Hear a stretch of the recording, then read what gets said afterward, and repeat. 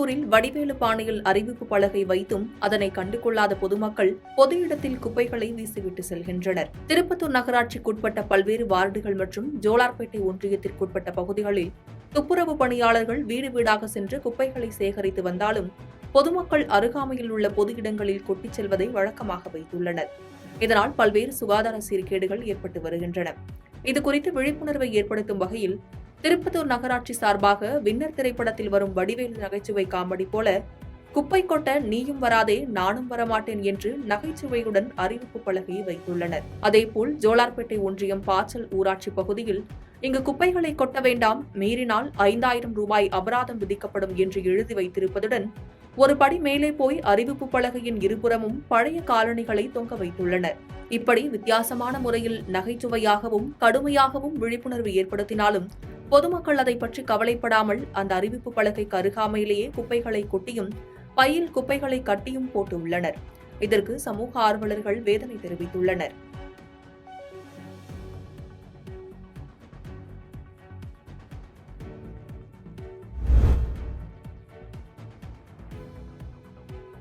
கடலூர் பேருந்து நிலையத்தில் நூற்றுக்கணக்கான காவல்துறையினரின் உதவியுடன் நடைபாதை ஆக்கிரமிப்புகளை அகற்றும் பணி தீவிரமடைந்துள்ளது. கடலூர் பேருந்து நிலையத்திற்கு நாள்தோறும் உள்ளூர் மற்றும் வெளியூர் பயணிகள் பல்லாயிரக்கணக்கானோர் வந்து செல்வது வழக்கம். இந்த நிலையில் பேருந்து நிலையத்தில் ஏராளமான பழக்கடைகள், பூக்கடைகள், குளிர்பான கடைகள் என நடைபாதைகளை ஆக்கிரமித்து வியாபாரம் நடைபெற்று வருவதாக புகார் வந்துள்ளது.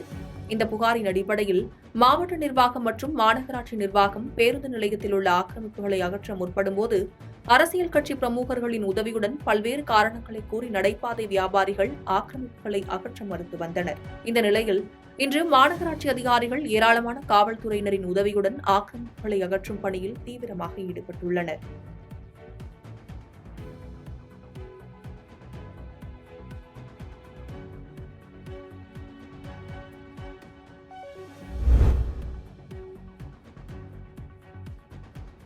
தாம்பரம் சானிட்டோரியம் பேருந்து நிலையத்தில் அடிக்கடி மின்வெட்டு ஏற்படுவதால் பயணிகள் அவதிப்படுவதாக மின்தடையில்லா பேருந்து நிலையமாக அமைத்திட பொதுமக்கள் கோரிக்கை வைத்துள்ளனர். தாம்பரம் சானிட்டோரியம் பகுதியில் அமைந்துள்ள அறிஞர் அண்ணா பேருந்து நிலையத்திலிருந்து நாள்தோறும் ஆயிரக்கணக்கான பயணிகள் பயணம் செய்கின்றனர். குறிப்பாக மாலை நேரங்களில் பெரும்பாலான பயணிகள் பயணிக்கின்றனர். இங்கு மின்வெட்டு ஏற்படுவது தொடர்கதையாகி உள்ளதால் பேருந்துக்காக காத்திருக்கும் பெண்கள், சிறுவர்கள் என பலரும் அச்சமடைந்து வருகின்றனர். மேலும் இருள் சூழ்ந்த நேரத்தில் பல குற்ற செயல்கள் நடைபெற வாய்ப்புள்ளதாக வேதனை தெரிவிக்கின்றனர். இந்த பேருந்து நிலையத்தில் போதிய காவலர்கள் இல்லாததாலும் பயணிகள் மிகுந்த அச்சத்தில் உள்ளனர். ஆகையால் தாம்பரம் மாநகராட்சி பொறுப்பில் உள்ள இந்த பேருந்து நிலையத்தை மின்தடையில்லா பேருந்து நிலையமாக அமைத்திட வேண்டும் என பயணிகள் கோரிக்கை விடுத்துள்ளனர்.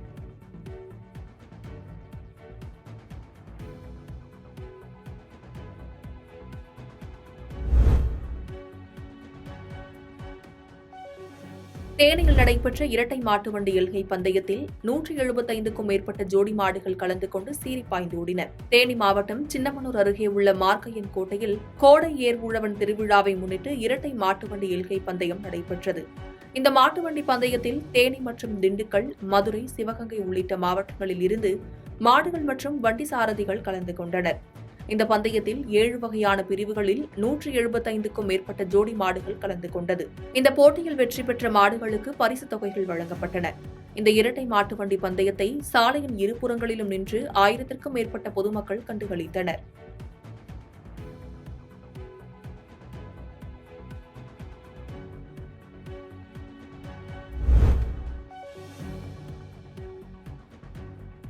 கார்கில் போரில் வீரமரணம் அடைந்த மேஜர் சரவணனின் 25ஆம் ஆண்டு நினைவு விழாவில் அரசியல் கட்சியினர் மற்றும் அரசு அதிகாரிகள் அஞ்சலி செலுத்தினர். கடந்த 1999ஆம் ஆண்டு நடைபெற்ற கார்கில் போரில் வீரதீர செயல்களில் ஈடுபட்ட திருச்சியை சேர்ந்த மேஜர் சரவணனுக்கு இந்திய அரசு நாட்டின் உயரிய விருதான வீர சக்ரா என்ற விருதை வழங்கி கௌரவித்தது. மேலும் வருடந்தோறும் அவரது நினைவை போற்றும் வகையில் திருச்சி மத்திய பேருந்து நிலையம் அருகில் உள்ள அவரது நினைவிடத்தில் அரசியல் கட்சி மற்றும் அரசு அதிகாரிகள் மாலை அணிவித்து மரியாதை செலுத்துவது வழக்கம். அதன்படி 25ஆம் ஆண்டு நினைவு தினத்தை முன்னிட்டு அவரது நினைவகத்தில் இன்று மாவட்ட ஆட்சியர் பிரதீப்குமார், மாநகராட்சி ஆணையர் சரவணன் உள்ளிட்டோர் மலர் வளையம் வைத்து மரியாதை செலுத்தினர். மேலும் திமுக சார்பாக பெரம்பலூர் நாடாளுமன்ற தொகுதி வேட்பாளராக போட்டியிட்ட அருள்நேரு தலைமையில் மேஜர் சரவணன் நினைவு தூணிற்கு மலர் வளையம் வைத்து அஞ்சலி செலுத்தினார். இந்நிகழ்ச்சியில் திருச்சி மாநகராட்சி மேயர் அன்பழகன், திமுக திருச்சி மத்திய மாவட்ட செயலாளர் வைரமணி, முன்னாள் சட்டமன்ற உறுப்பினர் அன்பில் பெரியசாமி உள்ளிட்ட திமுகவினர் கலந்து கொண்டனர்.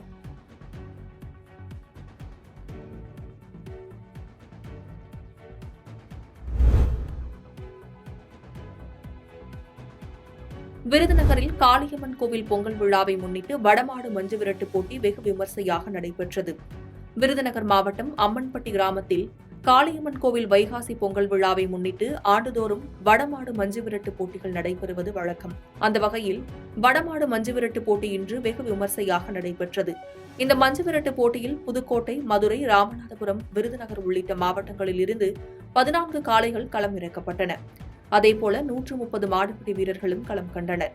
மருத்துவ குழுவினர் காளைகளுக்கும் மாடுபிடி வீரர்களுக்கும் முறையாக மருத்துவ பரிசோதனை செய்தனர். மைதானத்தில் காளையை அடக்கிய வீரர்களுக்கும் வெற்றி பெற்ற காளையின் உரிமையாளர்களுக்கும் ரொக்கப்பணம், சுழல் கோப்பைகள், வெள்ளிக்காசுகள் உள்ளிட்டவை பரிசாக வழங்கப்பட்டது.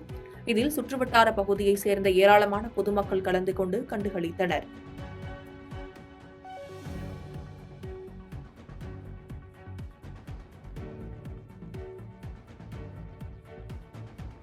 பாதகம் செய்பவரை கண்டால் நாம் பயங்கொள்ளலாகாது பாப்பா. மோதி மிதித்து விடு பாப்பா, அவர் முகத்தில் உமிழ்ந்து விடு பாப்பா. அண்மை செய்திகளை உடனுக்குடன் தெரிந்து கொள்ள இணைந்திருங்கள் இயம்நாடு